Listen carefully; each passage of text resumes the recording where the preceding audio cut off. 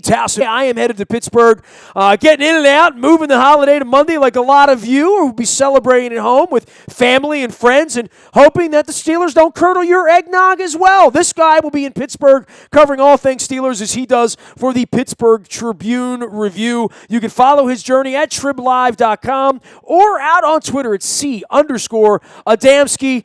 Trib, we welcome Chris Adamski back onto the program. What's going on, man? Happy holidays, Merry Christmas, all that good stuff. Got ourselves a pretty good football game on Sunday, huh? Yeah, I think it was Brett Roethlisberger said earlier this week. He said that this is what the NFL wanted, to get essentially a virtual division title game, two teams that are always on national TV, one of the biggest rivalries in the league, and you got to be highly meaningful on Christmas. So what more could you ask for, I guess? Well, if you're a football fan. Well, right, unless your team loses, right? And your season goes down a crapper. Look, for the Steelers, they can afford to lose one and still find a wild card spot based on what Miami does. For the Ravens, a loss here would be devastating. And heck, a win here would still they'd still have to go to Cincinnati next week and get it done. And I know the Steelers have bye next week, otherwise known as the Browns. But in your opinion, how the offense is trending in this direction? No Jimmy Smith. This is a little worrisome, I think, from the Ravens side. Yeah, and the thing is, I think the Steelers, even more. Listen, the Steelers had an epically bad offensive showing. I don't care what, if you're talking about an average NFL offense or even a below-average NFL offense, their performance through the first three quarters of that game in Baltimore the first weekend in November was wretched. I know in the fourth quarter they scored a couple touchdowns late in garbage time to make the score a little closer, but they were well under 100 yards after three quarters, just a handful of first downs after three quarters. And this offense with the weapons it has won't be that bad this time. I promise you that much. But I think that'll be different from the last time you guys might have seen the Steelers. But more so, I think overall for the team, the defense is just a lot better than it was early. Now that was about when the defense was starting to transform some, but there's been three rookies in the starting lineup now. James Harrison playing every snap now, unlike he was earlier in the season. It's just a different defense on whole. I think that's the biggest difference from the team where it was early in the season to where it is now. Well, Le'Veon Bell's certainly become a huge part of this thing and something that the Ravens are going to have to be concerned about. The Ravens didn't do so well getting spread out by the Eagles on Sunday, and as far as running the football with Ryan Matthews, as much as we're concerned with Brown in the secondary and having a mark for him, Le'Veon Bell's probably going to be the guy that the Steelers want to impose the most damage, and he will be the one touching the ball most of the time. Yeah, he's only 2 weeks here removed from setting a team record for rushing yards, and he had 38 carries in that game. And that was in Buffalo. That was in a snowstorm, and it also was the Bills that they've adjusted. That's the thing about the Steelers offense; they've adjusted to what generally. Again, they did not do that in the last time they played the Ravens. So maybe the Ravens have the secret formula there, but the Steelers have been, and they have the talent to do so. So you can see why they can do that. They can adjust. They came out against Buffalo even in the snowstorm and threw the ball 13 of the first 16 plays because pretty much the Bills were daring them to, and they were stuffed in the box against Bell. The second half, that flipped completely. The script completely flipped, and the Steelers were running the ball because Buffalo had adjusted, and they adjusted right back, and that's how it's been going. And Bell had 400-yard rushing games until this past week, whenever it was a little more of the throw. So, but yeah, Bell he leads the league in yards from scrimmage. He already has over 1,000 rushing yards, even though he missed the first three games because of suspension. He has 2 games left in the season, so he had 1,000 rushing yards in 10 games this season. He surpassed that mark. So yeah, he's definitely somebody you got to be aware of if you're Baltimore. Chris, did you go to the Buffalo game? I did, yes. I watched that because we were on the couch that day, right? I mean, the Ravens played on Monday night up in Foxborough, right. So I was home, which is a rare thing, when you cover the league, to sit at home on a Sunday and watch football. And, the Snow Globe came, and I got the Red Zone channel, as a backup. But I really wanted to watch the Steelers, because that's the important game we need to watch here. And it looked like the Buffalo Bills are like a puppy that had never seen snow. I mean, right? And Roethlisberger and Le'Veon Bell, these guys that are Midwestern guys, it literally reminds. I said the Bills look like they're afraid of the snow. And that's the team from Buffalo. It'd be different if they're playing Miami. Right. I remember the Dolphins came up to Pittsburgh, and actually, this is the most recent home game the Steelers lost in December. Was back in 2013, early 2013, early in December 2013, when Miami came up and beat the Steelers in a snowstorm, and that was the big punchline then, is the Steelers just got beat at home in a snowstorm by Miami. What does that say about them? Of course, they missed the playoffs that season.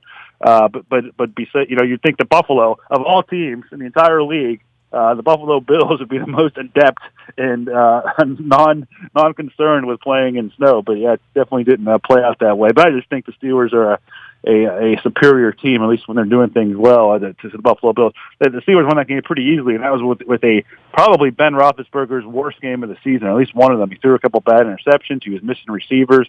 Whether it was the snow or not, it wasn't a very good game from him. And as you know, or anybody knows in this league, you follow this league, that if your quarterback has a bad game, it's not easy to win a game, especially on the road.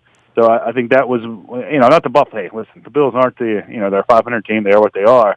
But I just thought that was kind of a win to show that the Steelers, they might actually be a Super Bowl contender. And that being said, if they lose here Sunday to the Ravens, they might not even make the playoffs. So it's funny how that works. He is Chris Adamski, covering all things Steelers for the Pittsburgh Tribune-Review. We're celebrating the holidays in Pittsburgh. I said, Chris, Mr. Rooney's making me Christmas dinner on Sundays. I'm appreciative of that. They put out a nice spread there, and I'll have some cookies, and they can improve the coffee. But hey, maybe I bring my own, little packets or something. Are you shocked that Roethlisberger and Haley have made it this far? It started out kind of rocky. Bruce Arians and Roethlisberger were very close, and they remain close. And when the way that ended, the team forced, obviously, they put out it's still a punchline around here, the retirement of Bruce Arians, and here we are, 4.5 years later, and he's won a couple head coach of the year awards, and the Steelers forced him out as a coordinator, which is kind of ironic how that worked out. And it was, I think, a rocky start there. The offense wasn't as good. The team wasn't as good those first 2 years, a couple 8-8 seasons. The offense wasn't very good, but you had guys like Isaac Redmond as the running back, and it just wasn't, the talent level wasn't there. Antonio Brown was still coming into his own at that point, and as they've assembled talent around him, they've added a lot of high caliber first round picks. And I'm not taking anything away from Todd Haley. I'm just saying that this is a quality up and down. Hey, 5 Pro Bowlers on offense already, and you know how the Pro Bowl works. There'll be 2 or 3 guys will drop out at some point, and there'll be alternates added in probably by the time it's all said and done. Maybe another one from the Steelers offense. So that kind of shows what he's working with, but most importantly, one of the biggest directives, because Bruce Arians liked to throw the ball downfield, and Haley's shown that too, was to protect Ben. At that point, Ben was entering his 30s, and he was taking way too many hits, and the Steelers are at the bottom of the league this year for allowing the fewest sacks, and that was one of Todd Haley's objectives. Well, he also ran around a lot when he was younger. That's what he wanted to do. He wanted to extend plays. He would flick off a safety or a corner. Had enough speed to sort of avoid some linebackers and try to make a play. I mean, I can't tell you how many times he cut our throat out with Heath Miller and Hines Ward over the years like that, right? Yeah, I mean that's how he that's his shtick. And I mean, if that's when they make, and I think he is a Hall of Famer. I think you agree. I agree. I agree with that. He's going to be a top 10 passing yardage. He's won a couple Super Bowls. But when they show his highlight video when he goes in, or when the lasting image of him will probably be that for being a guy who's 6'5", 235 pounds too. That's what makes it so. We're used to seeing Tyrod Taylor can escape the pocket and make plays like that, but. And you see a guy like Ben do it, is what makes it so such a marvel, and that's going to be his legacy. And you're right. Okay, he's 34 years old now. He can't do that like he used to do. But the Steelers they've allowed the fewest sacks in the league, and it's a combination of play calling, getting the ball out quicker, Ben knowing to get the ball out quicker, and of course a much better offensive line too. That helps. And when you got a safety valve like Le'Veon Bell, who's approaching. He's not going to get there, but he might, he's approaching 100 catches in a season as a running back in which he missed the first 3 games. I mean, that's pretty remarkable. It's insane, he's going to get over 80, 80, maybe 90 catches this year as a running back in only 14 games. So you're saying Mr. Rooney's buying me the Last Supper on Sundays, what you're telling me, huh?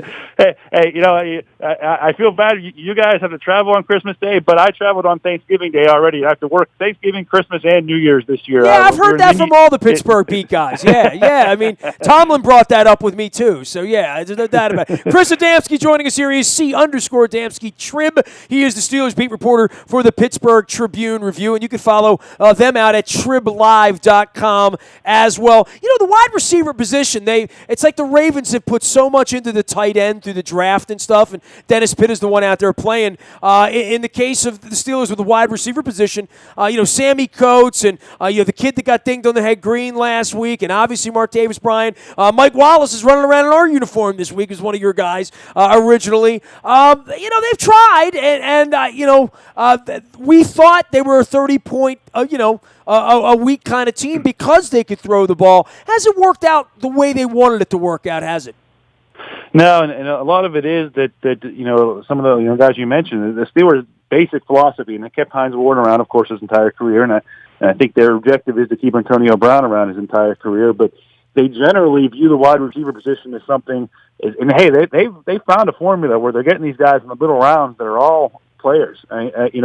Emmanuel Sanders, a third-round pick. Antonio Brown, a sixth-round pick. Mike Wallace, a third-round pick. Meanwhile, we're sitting around here trying to figure out Rashad Perryman and Travis Taylor at this point, right? And that's they've been very good at that. And their philosophy's been they get these guys and they identify them, and then they let them go after 4 years, and rather than give them the big contract, they even throw them with somebody else, other than your one main guy, Hines Ward and Antonio Brown. Now, the problem right now is that when you got Martavis Bryant gets suspended for the season, and Sammy Coates breaks his fingers and has not been even close to the same player since then because it's hard to catch the ball when you have broken fingers. And then Marcus Wheaton also gets injured. So this embarrassment of kind of riches that Ladarius Green's only played in 5 games. He might not play on Sunday here against the Ravens. So there's been circumstance now where instead of having all these weapons, all of a sudden now, and this is not a knock on these guys, but hey, Kobe Hamilton is in his 4th NFL season, and he never played in a regular season game until this year. He bounced around in practice squads and everything. He's kind of your number 3 receiver right now, and Sammy Coates has a broken finger, and Darius Hayward-Bay has been hurt. So Antonio Brown's stats are way down, but you can tell the defense is even more than in years past, which of course is always a focus. Right now, there's just not a big threat opposite that, and especially if Ladarius Green can't play. So that's been a big reason why they haven't got this 30-point mark, and a big reason why, I think that especially if Ladarius Green can't play Sunday, that this will probably be a close game, a low-scoring game. Chris, you expect them to win on Sunday? They haven't lost now in a month and a half. So, but then again, they went through a span immediately before that where they didn't win in a month and a half. So, but things just seem to be flying high right now, and they just came off the Bengals, which is always an emotional game for them here in recent years. But they've lost way too many games to Baltimore here the last couple of years for their liking. The longtime guys who are the heyday of the rivalry with Ray Lewis and Troy Polamalu and all that. So. I do think the Steelers get it done and clinch the division. I want to personally thank you for the tweet that resent the picture of Mike Wallace with Le'Veon Bell and those guys in those Jailbird, Three Stooges, Bumblebee, Striper, Rock Band outfits. I have Mike coming out on Tuesday night for the Bone Marrow Register. We're doing a radio show up at Adams Jeep. That will be brought up. That will be discussed. That will be part of the Ole Miss and the Ravens and all the other things going on. But boy, that's a bad look, dog. That's all I'm going to say, Yeah, those jerseys are finally mercifully retired now. Oh, they are? They're never going to wear them again? Yeah. This disappoints me. Yeah, we'll see what they'll wear next year. If anything, maybe these color rush ones that they're wearing on Christmas Day, debuting those ones. But yes, it was after I think it was 4 seasons and 6 games, whatever it was. The Bumblebee uniforms have seen their final light of day, at least in a stadium on a field. Anyway. This is breaking news for me, dude. So I don't, I need sort of a moment of silence. What are they wearing Sunday? Are they doing some color rush thing on Christmas?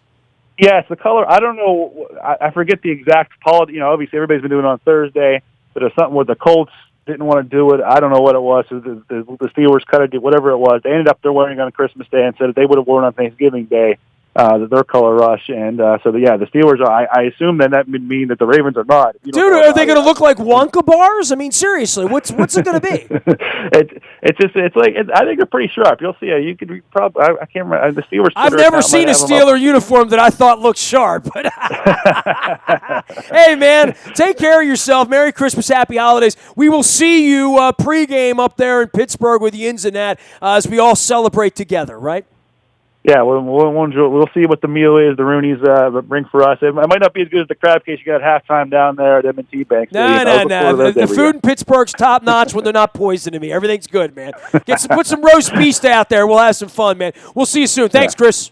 All right, take care. You got it. Chris Adamski, C_Adamski Trib. That's ADAMSKI and Chris CHRIS at triblive.com and the Pittsburgh Tribune Review joining us here. You can find anything you miss in the Buy a Toyota Audio Vault 24 hours a day from anywhere in the world on your mobile device by downloading the TuneIn Radio app. We do come in crystal clear from anywhere in the world. Nasty at WNST.net reaches me. Facebook, Twitter, LinkedIn, Snapchat, Instagram, and streaming live on our Facebook as well as our YouTube WNSTV channel. We are WNST.net, AM 1570, and WNST Towson, Baltimore, and we never stop talking Baltimore sports.